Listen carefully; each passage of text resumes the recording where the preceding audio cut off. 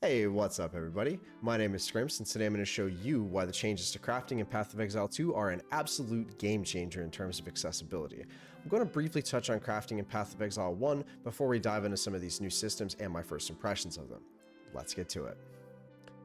Crafting in Path of Exile is an incredibly complex system with well over 100 different ways to affect your items. While there's always an element of RNG present, an experienced crafter can utilize this vast array of tools to tilt the odds in their favor and create some absurdly powerful items. Many players see this and opt to instead purchase their items from other players via trade, often paying much more than they would if they made the item themselves. One of the major goals of my YouTube content for Path of Exile was to break down these various systems and make them feel more accessible for everyone. I want more people to have insane gear, and I want more people to experience that feeling of making a truly amazing piece for themselves. After yesterday's reveal stream for PoE 2, I am absolutely thrilled with the direction it seems GGG is taking when it comes to crafting, and so I wanted to briefly look at some of these new systems and share my thoughts on what I think this means for the game moving forward. After yesterday's reveal, it seems like crafting is going to be incentivized earlier and more often in the Path of Exile 2 experience. Now, if you're an experienced Path of Exile 1 player, you know that you're typically not interacting with crafting early on or in the campaign at all, really. You're just going to pick up upgrades off the ground, you're going to throw them onto your character, and you're going to get through the campaign as quickly as possible before progressing into the end game. And even once you get to the end game, you might still find yourself not crafting too often until your upgrades become particularly expensive. They show us here you're getting these currencies a lot earlier in the campaign, and so you're going to be incentivized to try to make some cool items for yourself, and I think that's incredible.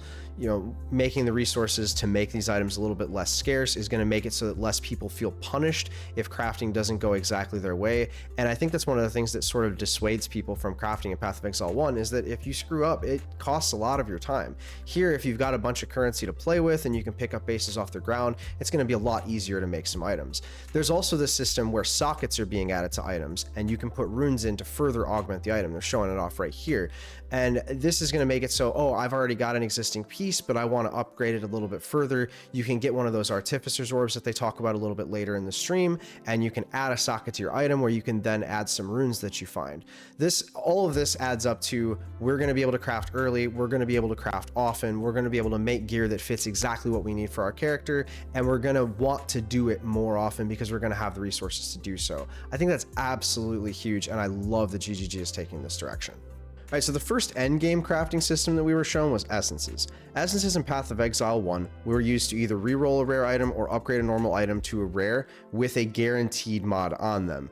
They work a little bit differently in Path of Exile 2, so what they've shown us is normal essences will take the function of an orb of transmutation, except that they will guarantee that the mod has a specific tag. In this case, we see movement speed, and these greater essences shown here take the function of a regal orb and guarantee that the mod that it adds when it upgrades to rare, again, has that tag. This means that 2 out of the first 3 mods that we're adding to an item are somewhat guaranteed to be something that we need, right? It becomes a lot easier to target specific needs that your character has, as this is going to make that early and mid portion of the end game progression a lot smoother for everybody, and it's going to make it so that you can make the items that your character needs for specific things as opposed to just kind of winging it with one property and hoping that you hit something cool. Honestly, I really love this direction, and I think it's a great way to make crafting more accessible for everybody. The next endgame crafting system we were granted a glimpse at were catalysts, which now come from the revamped breach mechanic. Previously, these came from Metamorph, and more recently they've come from the ultimatum mechanic in Path of Exile 1. Now, they allow you to add quality to your jewelry. In this case, it's only ring or amulet. Previously, you were able to add it to belts as well. Basically what this does is it affects the magnitude of those modifiers. So if you add life quality, for example, you're going to get increased effect of the life modifiers that are found on the piece of jewelry that you applied it to. Now, another thing that we've been shown here are these breach rings, which instead of having a normal maximum quality of 20, the maximum quality is going to go all the way to 50, which is going to allow you to target specific needs. Like, let's say you can get attack speed on a ring and you put speed qualities on it, you can get a lot of attack speed off of one of these new breach rings. It's going to be interesting to see which mods are available, which catalysts are available, but overall this is going to make it so that if you've crafted a piece that's already nice, you can further augment it and make it more powerful at filling the need that your character has. The next endgame crafting system we were granted a glimpse at comes from the ritual mechanic in the form of omens. Now, these omens that they're about to show us seem like they're taking the function of meta crafting mods that we previously accessed from the crafting bench. That doesn't mean that those aren't going to be there, but these seem to offer us another way to access that. And we see here, Exalted Orb only targets prefix modifiers. They also show us Annul Orbs only targeting prefix or suffix modifiers. So this is going to make it so that if you get one side of your item to look really good, you're going to have more access to being able to change around the other side, like get better suffixes on an item that already has a really nice life modifier, for example. Path of Exile 1 crafting was missing this sort of element of deterministic crafting, and I think this is going to make it a lot more approachable, along with all of these other changes that we've already discussed. People are going to have an easier time getting to those 4, 5, 6 mod items that really make their character pop.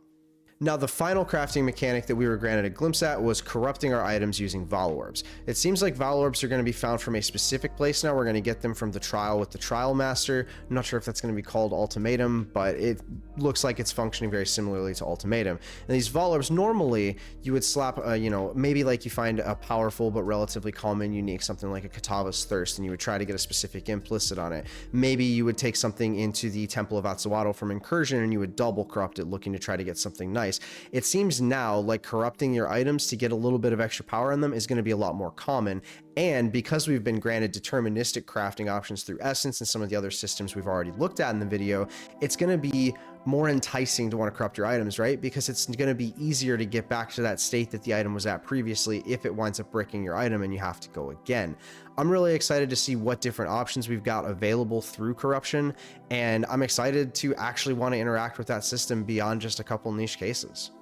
We're going to go ahead and wrap up the video from here. As crafting was my favorite thing in Path of Exile 1, I was really excited with what I saw yesterday, and I wanted to share my thoughts on that before the game even came out. I think crafting is going to be a lot more accessible for a lot more players, and I think that's amazing because previously a lot of people probably felt like they can only get those GG items by grinding for hours and hours and hours just to be able to buy them from somebody else.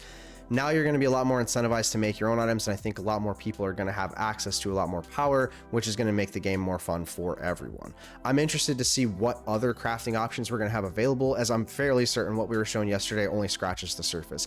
Let's be real, it's Path of Exile. It's going to have a lot of complexity to it, even if it's a lot more streamlined and modernized. Shameless self-promotion time. I'm live most days over at twitch.tv/scrimps. I'm going to have a link below in the description. There's also a link to join the Discord if you want to know when I will be live.